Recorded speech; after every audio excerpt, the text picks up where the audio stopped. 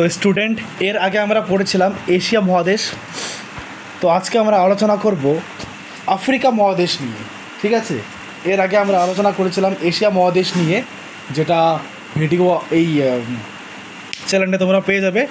তো এখন আমরা আলোচনা করব এর দ্বিতীয় চ্যাপ্টার, বলতে আফ্রিকা মহাদেশে। তো আফ্রিকা মহাদেশ কী, আফ্রিকা মহাদেশ কোথায় অবস্থিত, আফ্রিকা মহাদেশের কোন কোন নদী বিখ্যাত, আফ্রিকা মহাদেশের কোন কোন দেশ বিখ্যাত, সব আলোচনা হবে এই ভিডিওর মধ্যে। তো প্রথমে আমরা আফ্রিকা মহাদেশের ম্যাপটি দেখে নেই। হ্যাঁ, তো এটি হচ্ছে আফ্রিকা মহাদেশের ম্যাপ।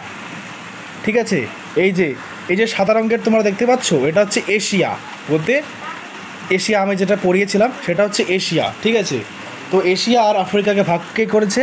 লোহিত সাগর ভাগ করেছে, এটা আমি এর আগের ভিডিওতেও বলেছিলাম। তো এবার কথা বলি আফ্রিকা মহাদেশের কয়েকটি বিখ্যাত দেশ বা ইম্পর্টেন্ট দেশ নিয়ে। ঠিক আছে, তো এখানে সবচেয়ে বিখ্যাত দেশ হচ্ছে মিশর, যার রাজধানীর নাম হচ্ছে কায়রো। তারপর হচ্ছে লিবিয়া, ঠিক আছে, যার রাজধানীর নাম হচ্ছে ত্রিপোলি। এক মিনিট। তারপর হচ্ছে সুদান, যার রাজধানীর নাম হচ্ছে খার্তুম। তারপর হচ্ছে দক্ষিণ সুদান, যার রাজধানীর নাম হচ্ছে জুবা। ঠিক আছে, এরপর হচ্ছে মালি, যার রাজধানীর নাম হচ্ছে বামাকো। তারপর হচ্ছে লিবিয়া, লিবিয়ার রাজধানীর নাম কি? ত্রিপোলি। তারপর আছে নাইজার, যার রাজধানীর নাম কি? নিয়ামা। তো এবার আমরা কথা বলি আফ্রিকা মহাদেশে নিয়ে কিছু ইম্পর্টেন্ট গুরুত্বপূর্ণ তথ্য। আফ্রিকা মহাদেশে তোমরা কঙ্গো নদী দেখতে পারবে। কঙ্গো নদী, এই যে ছবিটা দেখতে পাচ্ছ, এটা হচ্ছে কঙ্গো নদী। ঠিক আছে, আর আফ্রিকাতে এক শৃঙ্গ গন্ডারও পাওয়া যায়, জীব বৈচিত্র্য আছে। আফ্রিকার মধ্যে তোমরা পিরামিড দেখতে পারবে। পিরামিড সবচেয়ে বেশি পাওয়া যায় মিশরের মধ্যে। ঠিক আছে, আফ্রিকার মধ্যে তোমরা ড্রেকাসবার্গ পাহাড় দেখতে পারবে। ঠিক আছে, আফ্রিকার ভেল্ট দেখতে পারবে, যেখানে নানান পশু প্রাণী ঘুরে বেড়ায়। ভেল্ট বলতে এখানে বোঝানো হচ্ছে খোলা জায়গা বা খোলা মাঠ। তারপর জনবস্তি দেখতে পারবে আফ্রিকার মধ্যে, এই যেখানে ছবি দেওয়া আছে। আফ্রিকার প্রধান নদী বা পৃথিবীর দীর্ঘতম নদী বলতে পৃথিবীর দ্বিতীয় দীর্ঘতম নদীর নাম হচ্ছে কি? নীলনদ। নীলনদ হচ্ছে পৃথিবীর 2 নম্বর সবচেয়ে বড় নদী। ঠিক আছে, আফ্রিকার সংস্কৃতি। তারপর হচ্ছে পৃথিবীর বৃহত্তম মরুভূমি, সবচেয়ে বড় মরুভূমি হচ্ছে সাহারা মরুভূমি, যেটা আফ্রিকাতে অবস্থিত। ঠিক আছে, তারপর মাসাই মারা, আর হচ্ছে সাভানার সূর্যাস্ত। সাভানা একটি জঙ্গলের নাম, এর সূর্যাস্ত। তো এবার কিছু তথ্য আমরা পড়ে নেই আফ্রিকা মহাদেশের নিয়ে। আয়তনে এবং জনসংখ্যায় পৃথিবীর বৃহত্তম মহাদেশ আফ্রিকা।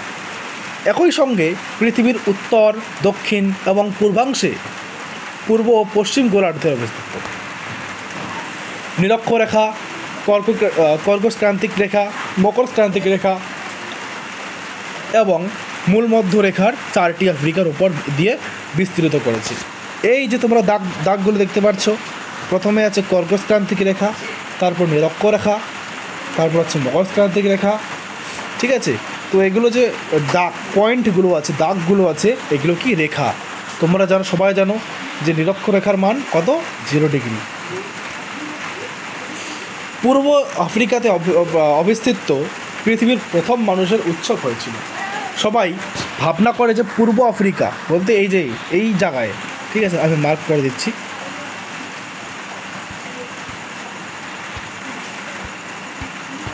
এই যে এটা হচ্ছে কি? পূর্ব আফ্রিকা। ঠিক আছে, তো সবাই চিন্তা ভাবনা করে বা সবাই বলে যে এই পূর্ব আফ্রিকার মধ্যেই নাকি প্রথম মানুষের কি হয়? জন্ম হয়। কি হয়? মানুষের জন্ম হয়। ঠিক আছে, এই পূর্ব আফ্রিকার মধ্যে 19 শতাব্দীর পর্যন্ত আফ্রিকার বহু দেশ, ইউরোপ এবং উত্তর আমেরিকা কিছু দেশের উপনিবেশ ছিল। এই যে আফ্রিকা মহাদেশটি দেখতে পাচ্ছ, এখানে অনেকগুলি ইউরোপের মানুষ এবং আমেরিকার মানুষ কী করেছিল, এখানে কবজা করেছিল, বা এবার ওর কবজায় আফ্রিকা ছিল।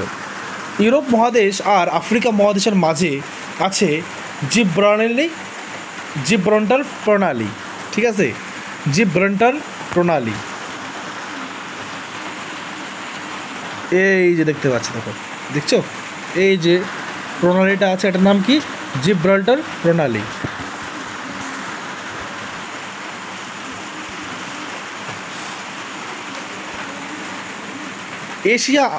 এশিয়া মহাদেশ আর আফ্রিকা মহাদেশের আলাদা করেছে লোহিত নদী ও সুয়েজ খাল, দুটি বড় জলভাগ যেমন সাগর বা মহাসাগর যুক্ত হয়ে যে সংকীর্ণ জলভাগ তা হলো প্রণালী, ঠিক আছে। প্রাকৃতিক দুর্গমতা, এটা হচ্ছে অবস্কৃতস্বর উষ্ণ ও আর্দ্রতা জলবায়ু বলতে এখানে বোঝানো হয়েছে যে আফ্রিকা যে মহাদেশটি আছে, এখানে জলবায়ু, ঠিক আছে, আবহাওয়া উষ্ণ কি গরম, গভীর জঙ্গল ও হিংস্র জন্তুর ভয় ইত্যাদি কারণের জন্য বহুদিন পর্যন্ত এই দেশের আধুনিক সভ্যতার আলো এসে পৌঁছাতে পারেনি। বলতে এই এই এই জিনিসগুলির জন্য এই দেশে এখনও ডেভেলপমেন্ট বা আধুনিক জিনিস এখনও আসেনি। এই জন্য এই মহাদেশকে অন্ধকারাচ্ছন্ন মহাদেশ বলা হয়। যদি পরীক্ষাতে আসে যে অন্ধকারাচ্ছন্ন মহাদেশ কাকে বলে, তোমরা বলবে যে অন্ধকারাচ্ছন্ন মহাদেশ বলা হয় আফ্রিকাকে। এবার আমরা পড়ে নেই যে আফ্রিকাতে কোন কোন জীবজন্তু পাওয়া যায়। তো আফ্রিকাতে উট, জিরাফ, সিংহ, জেব্রা, কুমির, কচ্ছপ, অস্ট্রিচ বলতে আমরা হিন্দি দিয়ে বলি শতরমুখ, হাতি, জলাস্তি, সাপ, গরিলা ও গন্ডার। আর এবং এই প্রাণীগুলি কোথায় কোথায় পাওয়া যায় এখানে ছবি দেওয়া আছে, তোমরা চাইলে স্ক্রিনশট নিতে পারো, ঠিক আছে। পিকলুট ডায়েরি।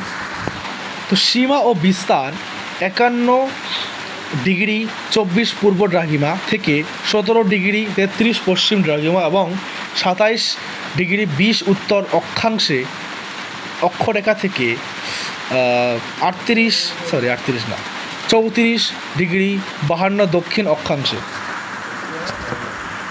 পূর্বে লোহিত সাগর ও ভারত মহাসাগর, পশ্চিমে আন্টার্কটিক মহাসাগর, উত্তরে ভূমধ্য এবং ভারত সাগর।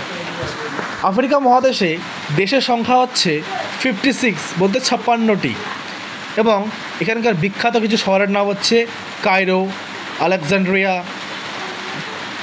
ত্রিপলি, খার্তুম ইত্যাদি, ঠিক আছে। তো আজকের আলোচনাটা এখানেই শেষ হলো। এই ভিডিওটি সম্পূর্ণ দেখার জন্য ধন্যবাদ। এরপরে আমরা আলোচনা করব ইউরোপ মহাদেশ নিয়ে। সবাই ভালো থেকো, সুস্থ থেকো।